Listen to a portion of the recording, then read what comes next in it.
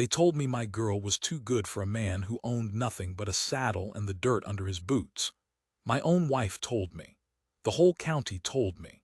And the richest man in 3 days' ride sat in my parlor with his hat on his knee and told me he'd save my dying ranch, pay off every dollar I owed, if I just handed my daughter over to his son like a heifer at auction. I was 61 years old that summer. I'd buried a boy and a wife's first husband and more good horses than I care to count. I thought I'd learned how to read a man, and maybe that's the whole reason I did the thing that ruined me and saved her. So sit with me a while. This is the story of the summer the water ran out, the summer 2 men wanted my daughter, and the choice I made that cost me everything I'd spent 40 years building. If you've ever loved somebody enough to lose for them, stay with me. You'll understand by the end why I'd do it all again. The heifer was down in the mud, and it was Wade who went in after her. Not Preston. That's the first thing I want you to know before anything else, before the money and the offer and all the ugly business that came after. That morning, before any of us understood what kind of summer it was going to be, a 2-year-old heifer got herself stuck to the belly in the black gumbo of what used to be the north tank, and there were 2 young men standing on the bank in the gray light, and only one of them moved. The tank had been the size of a church floor when I was young.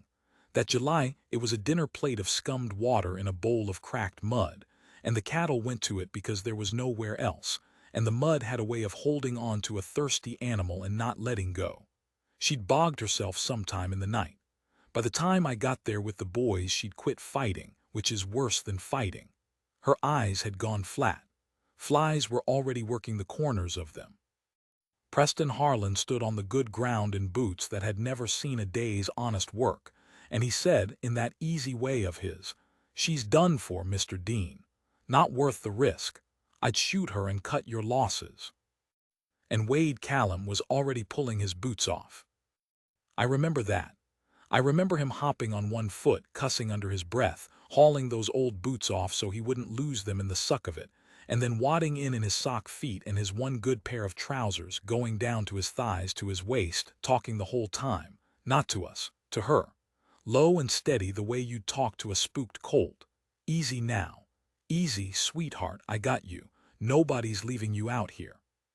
He got the rope under her forelegs. He got down in that stinking mud with his shoulder against her ribs and his whole face gone red and the veins standing out in his neck. And he lifted, while my boy Charlie took a dally on the saddle horn and the horse leaned into it. An inch by filthy inch that heifer came up out of the ground like something being born. When she finally lurched onto the bank, she knocked Wade flat, and he lay there in the muck laughing up at the white sky, filthy from crown to heel, and the heifer stood over him shaking and blowing snot and alive. Preston Harlan looked at him, the way you'd look at a dog that had rolled in something. I want to tell you I knew right then. I didn't. I'm not going to lie to you and make myself smarter than I was. All I thought standing there was, there's a fool who'll work himself to death for another man's cattle, because that's what Wade was to me that morning. $40 a month and found. A drifter I'd taken on in April because he was cheap and the drought had already started and I couldn't afford better. I didn't yet know he'd already gone and fallen in love with my daughter. I didn't know she'd fallen right back. And I sure as God didn't know that inside of 2 months I'd be standing in my own parlor, choosing between him and everything I owned. Let me back up, let me tell it right. My name is Wallace Dean. Folks called me Wall, which I never minded. A man could do worse than have his name mean something you lean on. I ran cattle on 11 sections of hard country in the Texas Panhandle, land my daddy had proved up and I'd bled to keep. In a wet year it was the prettiest country God ever made, all that grass rolling silver under the wind like the hide of some enormous animal breathing in its sleep. In a dry year it was a griddle, and 1893 was the driest year anybody living could remember. I had a wife, Ada. Second wife, my Mary, died of the fever the same winter as our boy, and I'd been alone 6 years before Ada came out from Fort Worth to teach the school and stayed to marry a broken-down cattleman twice her age, which I never fully understood and never stopped being grateful for. Ada was proud. Not vain, proud. The way a person is proud who's had to claw for everything and doesn't intend to slide back down. She'd known what it was to be hungry as a girl, and she'd made herself a promise about it, and that promise had my daughter's whole future written into it.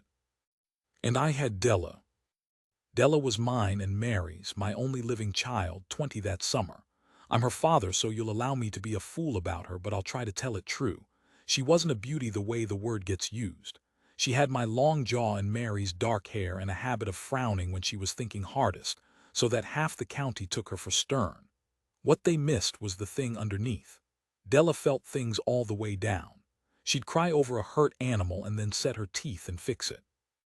She read every book that came through the country and reread the 3 we owned till the spines gave out. She had opinions and she had a temper and she had, God help her mother's stubbornness and her stepmother's pride, and my own bad habit of loving a thing too hard and too long. I kept a ledger, have all my life. Green cloth cover gone black at the corners, and in it I wrote the things a ranch needs written head count, whether what I paid and what I owed, which mare came in season and which bull threw the best calves. But I'll confess I wrote other things in it too, in the back pages where the numbers didn't reach. Little notes on people.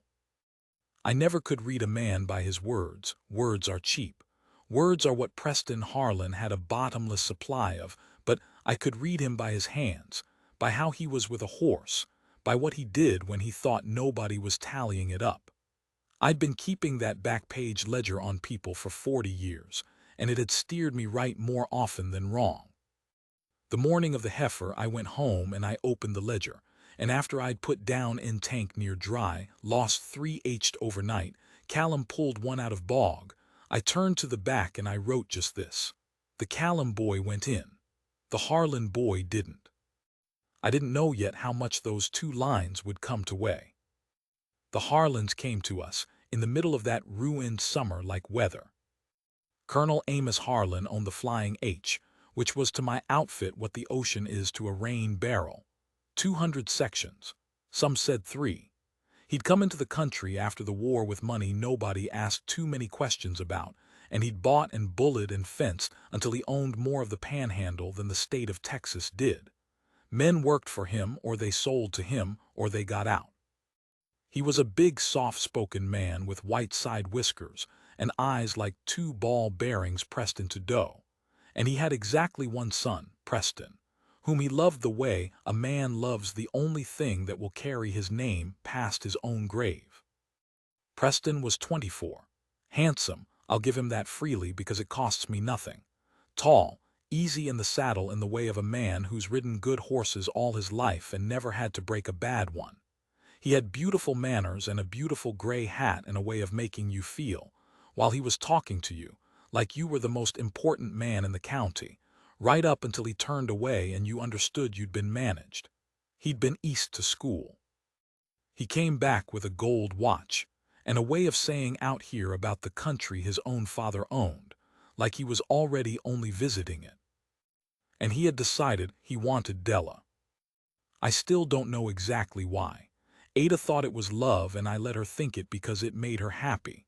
My own guess, written in the back of the ledger, was closer to this. Preston H. wants what's difficult. She don't fall over for him and it's driving him wild, because that was the thing Della didn't melt.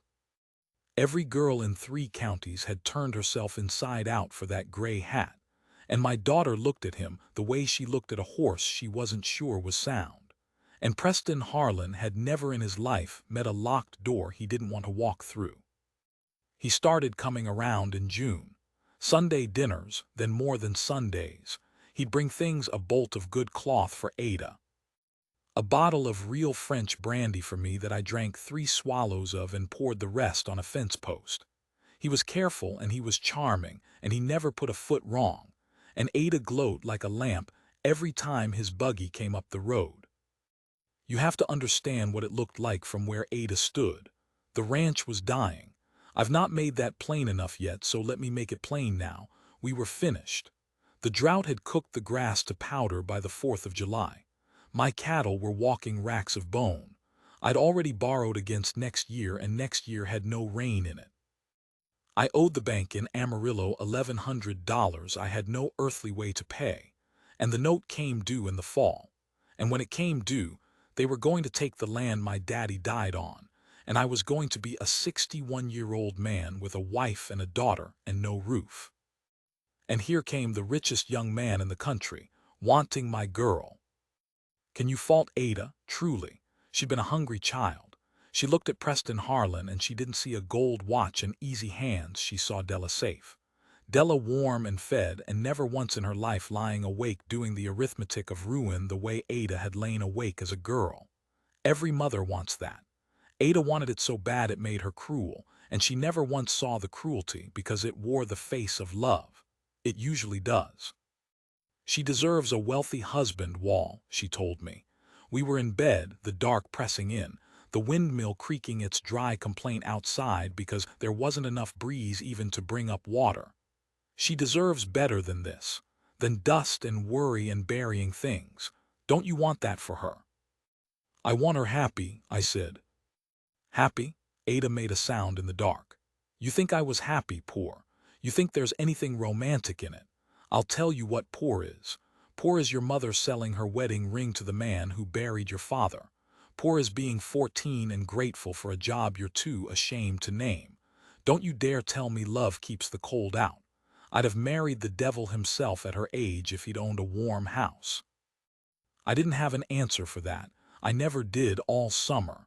Because the terrible thing was that Ada was right about her half of it. Poor is a killer. I'd watched it kill. I wasn't going to sit here and pretend love pays a mortgage. I just also happened to know something Ada didn't yet. I knew who my daughter was already lying awake thinking about, and it wasn't the gray hat. It was the hands again that told me. It's always the hands. Late July, and I couldn't sleep. I'd taken to walking the place at night that summer, the way you'll pace a room where somebody's dying, and I came around the corner of the barn, and there they were. Della and Wade, not doing anything a preacher could have objected to. That was almost the worst of it. He was showing her a foal that had come early and sickly, a little dun thing we didn't expect to keep, and the two of them were kneeling in the straw with a lantern turned low between them, and Wade had the foal's head in his lap, and he was working a rag soaked in warm milk into the corner of its mouth, patient, endless, and Della was watching his hands. I stood in the dark outside the lantern light, and I watched my daughter watch that man's hands, and I understood the whole thing at once, the way you'll sometimes understand a thing your body knew months before your head caught up. He looked up and saw me, didn't jump, didn't stammer, just looked at me steady over the lantern, a young man caught in a barn at midnight with his boss's daughter, and he said, quiet, "Foals took a little milk, Mr. Dean. I think she might make it." And Della looked up at me too, and there was no apology anywhere in her face. My proud, stubborn girl. She looked at me like she was daring me to make it into something dirty. I could have raised hell. Some fathers would have. Instead, I stood there a minute, and then I said, "Keep the lantern low, it draws the moths," and I walked on, and I heard neither one of them breathe until I was gone. I didn't sleep at all that night. I got out the ledger near dawn, and I sat with it a long time before I wrote anything, and what I finally wrote was this. She looks at him the way Mary used to look at me before I had $1 to my name. God help us all. Because now I knew, and knowing put the whole weight of the thing square on my back, where a father's supposed to carry it. My daughter loved a hired man who owned nothing, and the richest boy in the country wanted to marry her and save my dying ranch. And I was the one who was going to have to decide. Let me tell you what I learned about Wade Callum that summer, because I want you to know him the way I came to, so that when I tell you what I did you'll understand it wasn't the act of a fool. Or if it was, you'll understand why the fool did it. He was 26. He'd come up hard, no people or none he'd claim. He'd been on his own since he was 11, which he told me once flat without any reach for pity, the way you'd say you were born on a Tuesday. He couldn't read but a little. Della was teaching him in secret, which I found out later. The two of them bent over her books in the tack room after supper, her voice low, his big finger following under the words. He owned a saddle, a bedroll, a colt he'd never once drawn in anger that I saw, a spare shirt, and a photograph of a woman he said was his mother, though he had no way to be sure. That was the whole of his estate. Everything Preston Harlan spilled out of his pockets without noticing, Wade Callum had never once had. And he was the best hand I ever hired. Not flashy. He couldn't rope like Charlie or ride a bad horse like some show-off drifters I'd known. What Wade had was worse than skill and rarer. He cared, all the way through, about things that couldn't pay him back. He'd sit up 3 nights with a sick animal that was worth less than the sleep he was losing. He'd walk a fence line in weather that freeze the truth out of a preacher, checking, mending, because a gap in a fence was a thing that could hurt something, and Wade Callum could not abide a thing being hurt that he might have prevented. In a summer that was teaching every man in the county to cut his losses, to shoot the bogged heifer and move on, that boy could not learn the lesson. It wasn't in him. I watched him half kill himself for my brand all summer for $40 a month, when he could have quit any Tuesday and drifted on to easier country. I asked him once, late in it, why he stayed. He didn't say Della, that's the thing. A lesser man would have made it a play, would have laid his heart on the table to soften the old man. Wade just looked out at my burnt-up grass and my walking skeleton cattle, and he said, "A man ought to finish what he's put his hand to, Mr. Dean, even when it goes bad, especially when it goes bad." And then quieter, like he was ashamed of it. "I never had a place before, even a dying one. I'd as soon see it through." I wrote that in the ledger too. The break came in August, and it came the way bad things do all at once, dressed up as good news. Colonel Harlan drove out himself. Not Preston. The old man, in a fine black buggy behind a matched team, come to my door in the worst heat of the day, and I knew before he'd stepped down that we'd come to the reckoning. Ada near about levitated when she saw whose buggy it was. She had coffee and her best jam on the table before he'd got his hat off. He sat in my parlor, my mother's parlor, the good room we never used, and he made his pleasant talk. The weather, the cattle, terrible year, and I sat there and waited, because I'd read enough men to know that a man like Amos Harlan does not drive 20 miles in that heat to talk about the weather. Then he set down his coffee cup, careful on the saucer, and he told me. He'd bought my note.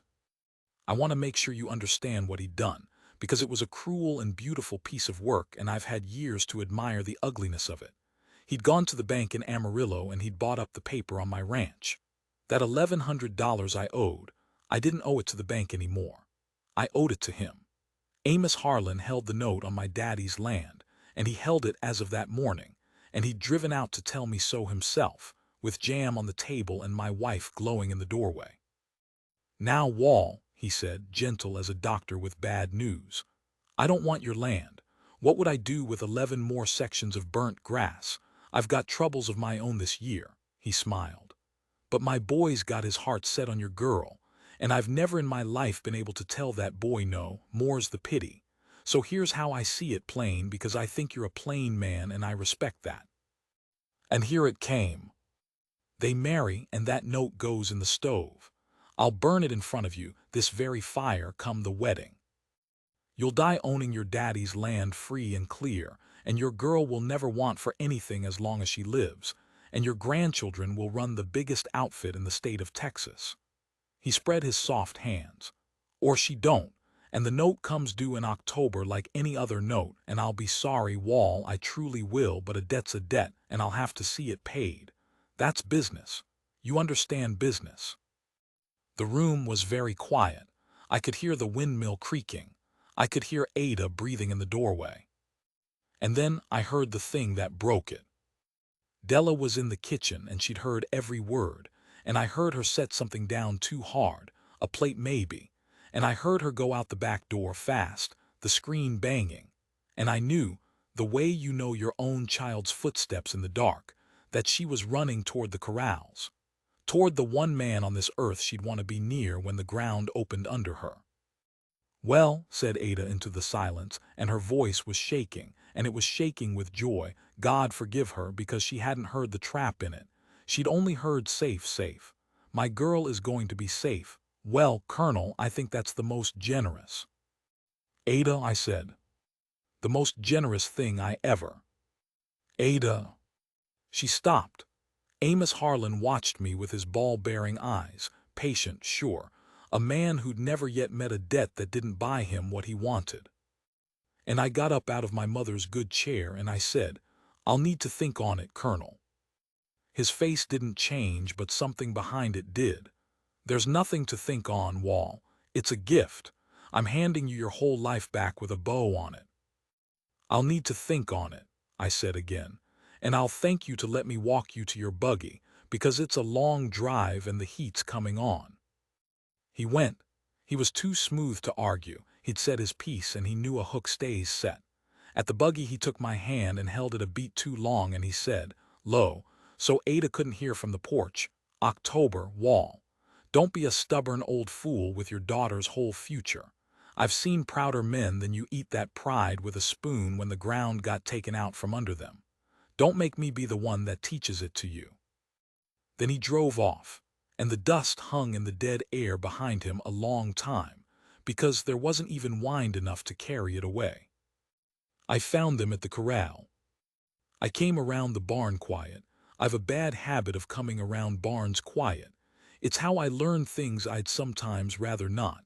And I stopped, because Wade already had his horse saddled. He'd heard. Of course he'd heard.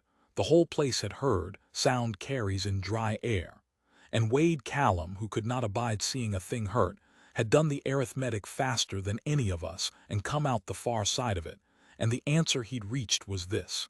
He was the thing standing between Della and safety. He was the reason her father would have to be a stubborn old fool and lose the land. He was the poor man in the story, and he knew exactly what poor men were supposed to do in this story, and he was doing it. He was leaving. He was going to take his saddle and his bedroll and his mother's photograph and ride off into that burnt country and let her marry the gray hat and be safe, and never once tell her it had cost him anything at all. Della had hold of his stirrup with both hands. I'd never seen my daughter beg for anything in her life. She was too proud. Ada's pride, Mary's stubbornness, my own damn stiff neck, all of it, and here she was with both hands wrapped around a poor man's stirrup, and she was saying his name over and over, low and ragged, "Wade, Wade, don't. Wade, look at me. Don't you dare." And he was looking at the horizon instead of at her, jaw set like a fence post, because he knew if he looked down at her face he'd be finished. "You'll thank me," he said. His voice came out wrong, cracked in the middle. "One day, you'll be warm and you'll have everything and you'll thank." "I will never thank you." She said it like a knife.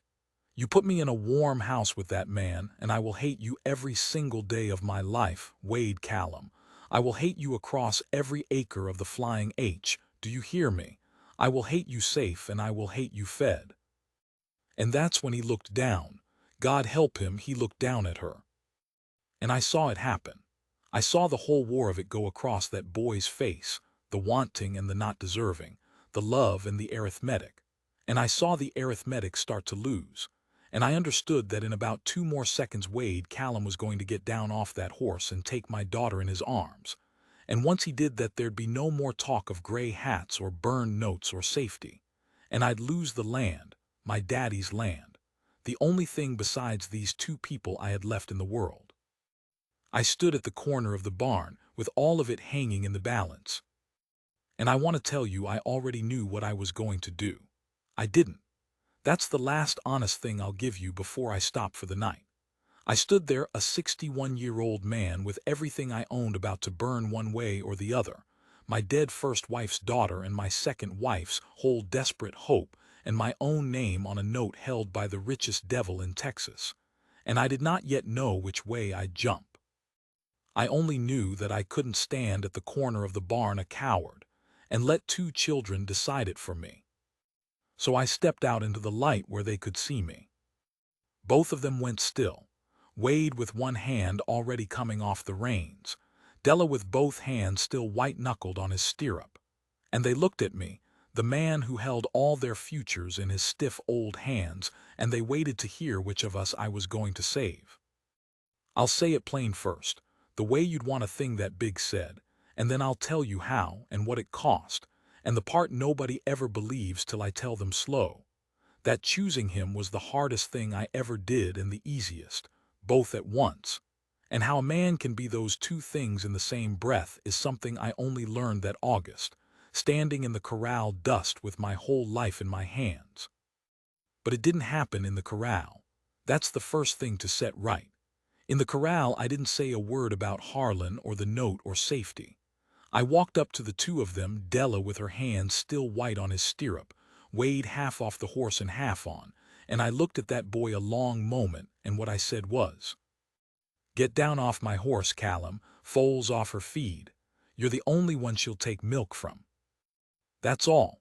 And Wade Callum, who'd been about to ride out of my daughter's life forever to keep her safe from his own poverty, got down off the horse because a sick foal needed him, and a man who'll finish what he's put his hand to could no more ride away from a hungry animal than he could fly. I knew he couldn't. That's why I said it. I bought myself a night with a sick foal, and I went in the house to face my wife. Ada was standing in the kitchen when I came in, and her face was still lit up with the ruin of that joy, and it broke my heart to be about to put it out. "You'll take it," she said. "It wasn't a question. Wall, tell me you'll take it." "Sit down, Ada." "I won't sit down. Tell me you're not going to be a proud old fool and throw our girl's whole life in the fire." Her voice climbed. "You heard him. The note in the stove, free and clear. Della warm and safe till the day she dies, and all it costs is—" "All it costs," I said, "is Della. It costs her a rich husband." She was crying now, and she was furious that she was crying, wiping at it hard with the heel of her hand. "You say it like he's asking for a pound of her flesh. He's asking her to be a queen, Wall, to never lie awake doing sums, to never sell her mother's ring. Do you know what I'd have given at her age for a man like—" "You'd have given anything," I said. "I know, you've told me, and Ada, that's the part I can't get past, that's the whole knot of it." I sat down at my own table because my legs weren't sure of me anymore.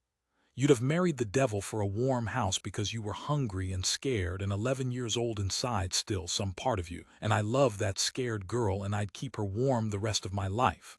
But Ada, Della isn't hungry, Della isn't scared. Della's got something you never got to have, and you want to trade it away to buy her the thing you never had, and they're not the same thing. They're not even close." "And what's she got?" Ada said, bitter. "Besides a hired man with a hole in his boot. She's got somebody she'd hate to be safe without." I looked up at my wife. "You just don't know yet that that's worth more than the note. You've never once in your life been able to afford to know it." She hit me then, open hand across the face, hard as she could, and I let her.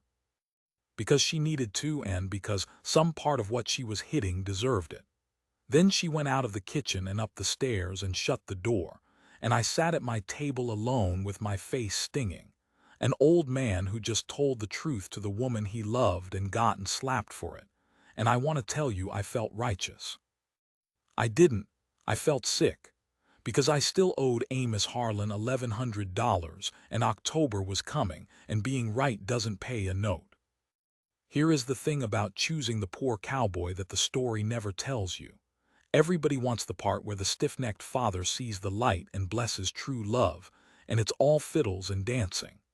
Nobody wants the part after, where you're a 61-year-old man who just told the richest devil in Texas no, and now you have to actually not lose your land, and you don't have a single idea in your head how. I didn't sleep. I walked the place again, and somewhere in the black hours I stopped fighting the wrong fight. See, I've been thinking about it all summer as Wade or the ranch. Harlan had built it that way, careful as a man building a corral, so that every gate I looked at led back into his pen. Marry her off and keep the land, or keep her free and lose the land.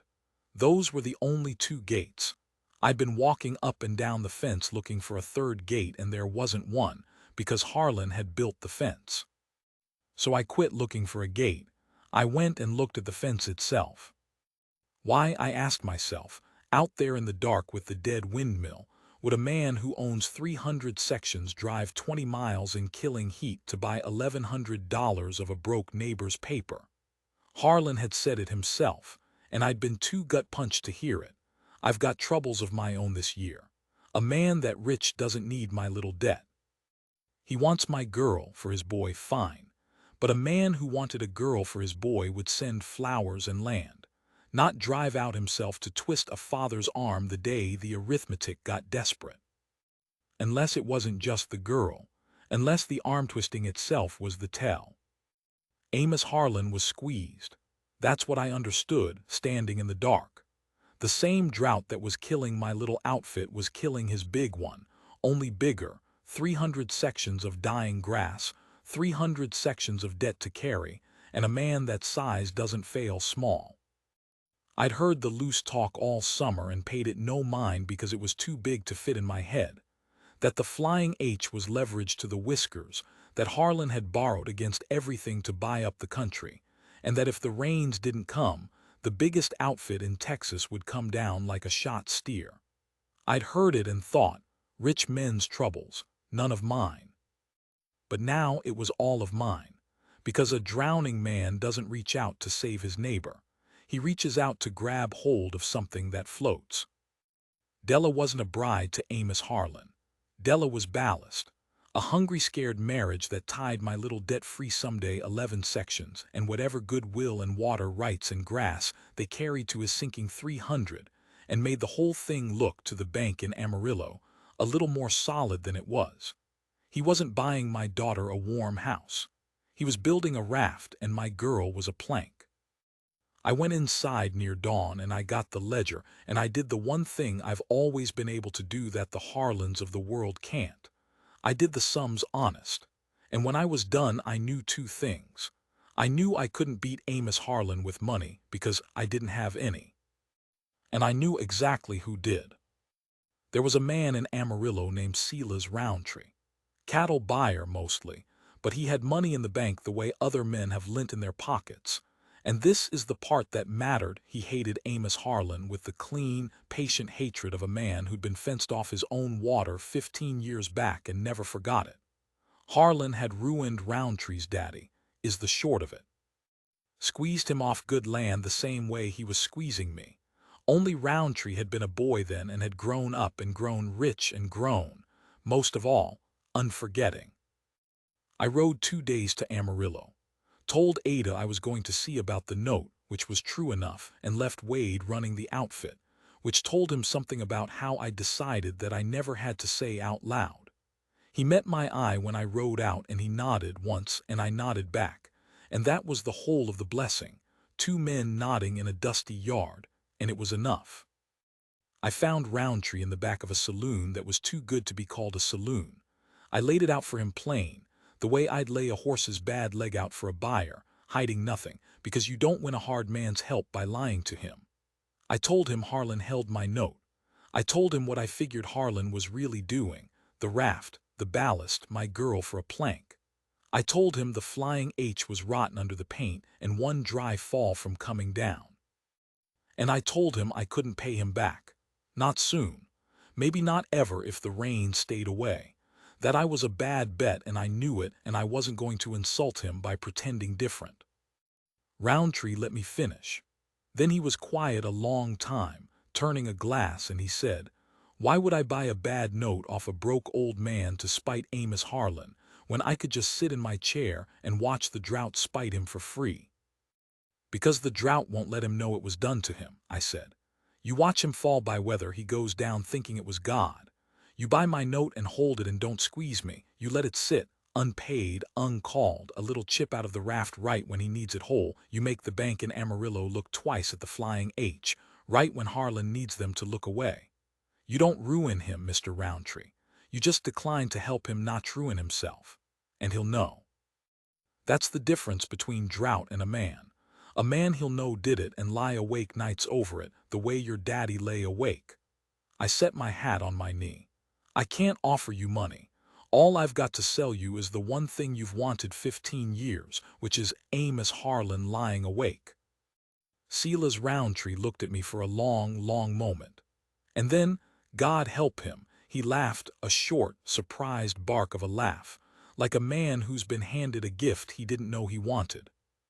"You're a mean old man, Wallace Dean," he said, with something almost like admiration, "dressing up spite as your daughter's love match." "No, sir," I said. "It's my daughter's love match.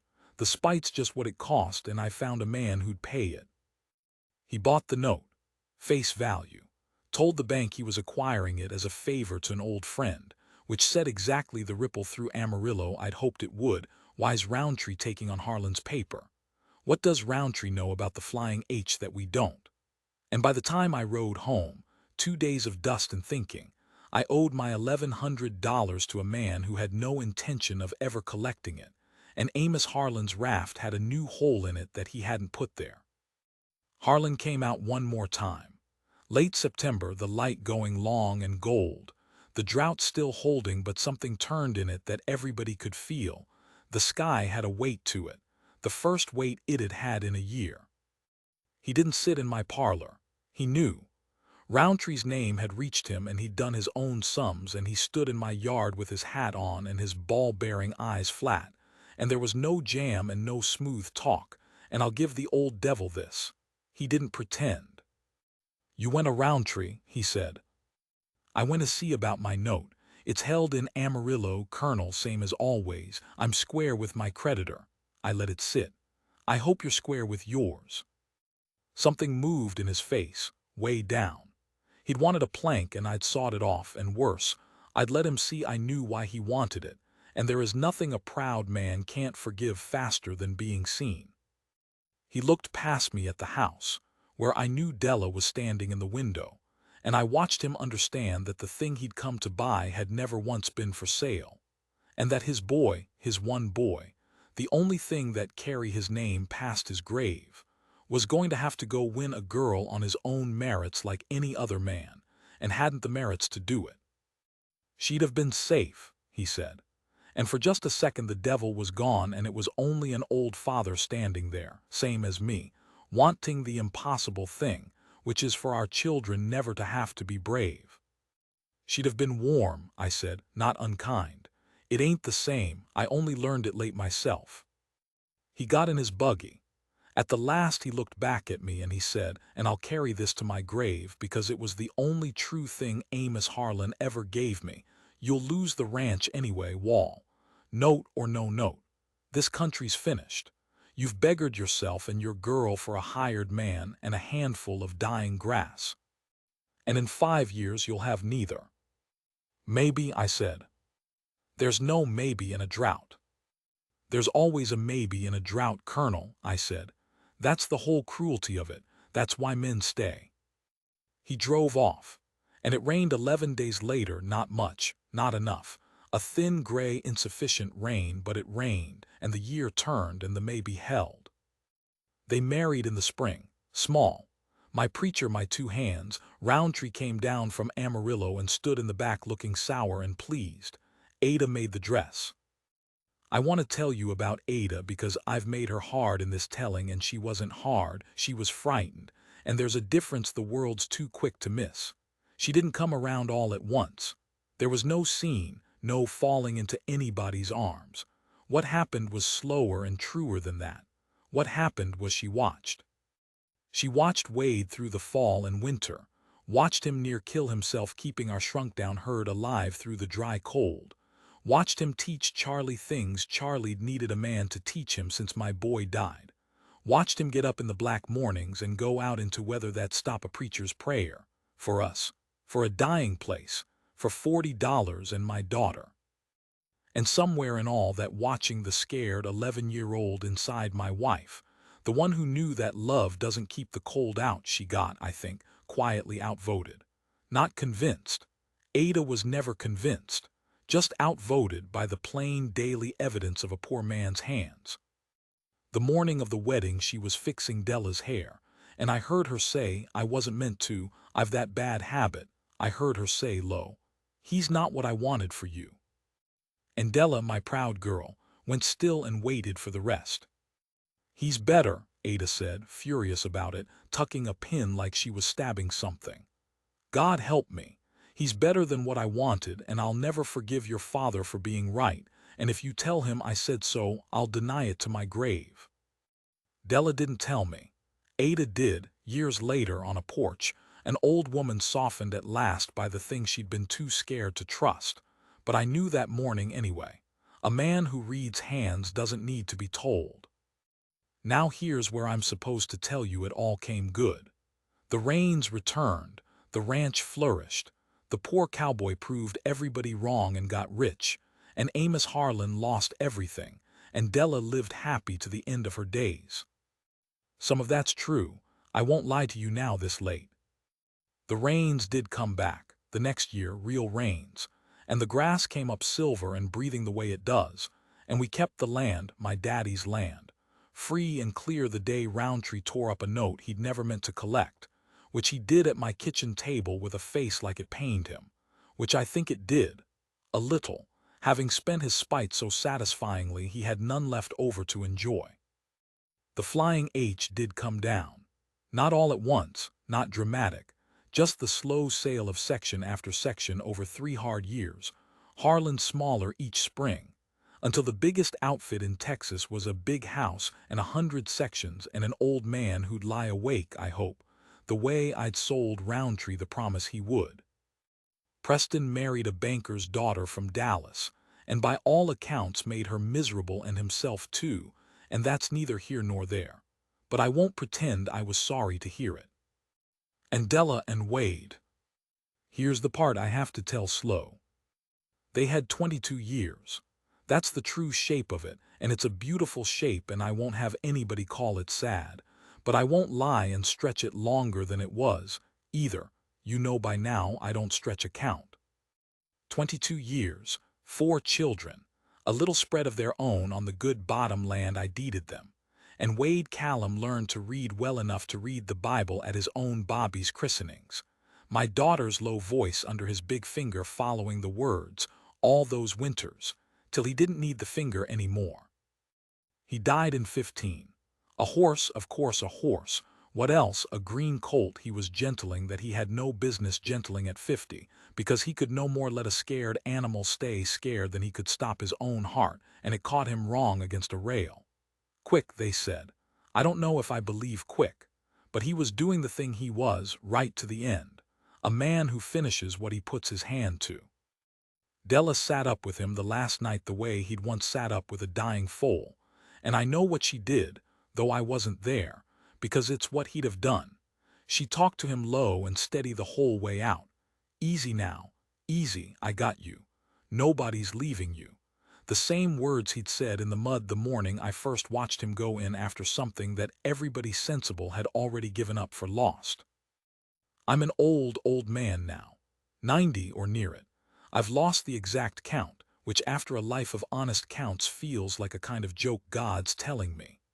I outlived them all, Mary and Ada both, Harlan, Roundtree, Charlie, and Wade, God, even Wade, which no father should have to do, outlived the man who married his girl. Della comes Sundays. She's an old woman herself now, gray, and she has her mother's pride and my stiff neck and Wade's hands. She got his hands somehow, though they weren't blood. She got the way of them, patient and endless with anything hurt, and she sits with me on the porch and we don't say much. We don't have to. We were both there. Last Sunday she found the ledger. The green one, black at the corners. She'd never known about the back pages. All those years I read the county by its hands. She turned to the back and she found the 2 lines I wrote the morning of the heifer, before I knew any of what was coming. The Callum boy went in. The Harlan boy didn't, and below it, in a shakier hand, the line I wrote the night in the barn, she looks at him the way Mary used to. She read them a long time. Then she looked up at me with her mother's eyes and my stiff neck and her dead husband's patient hands folded in her lap, and she started to say something, and stopped, and just reached over and took my old hand in both of hers instead. They told me my daughter deserved a wealthy husband. They were wrong about the word. She didn't deserve a wealthy one. She deserved a rich one. and I'll be damned if I didn't find her the richest man in Texas. There's more I could tell you about the children and what Roundtree left me in his will that I never expected, and the thing Ada said at the very end that I've never repeated to a living soul. But some of it's mine,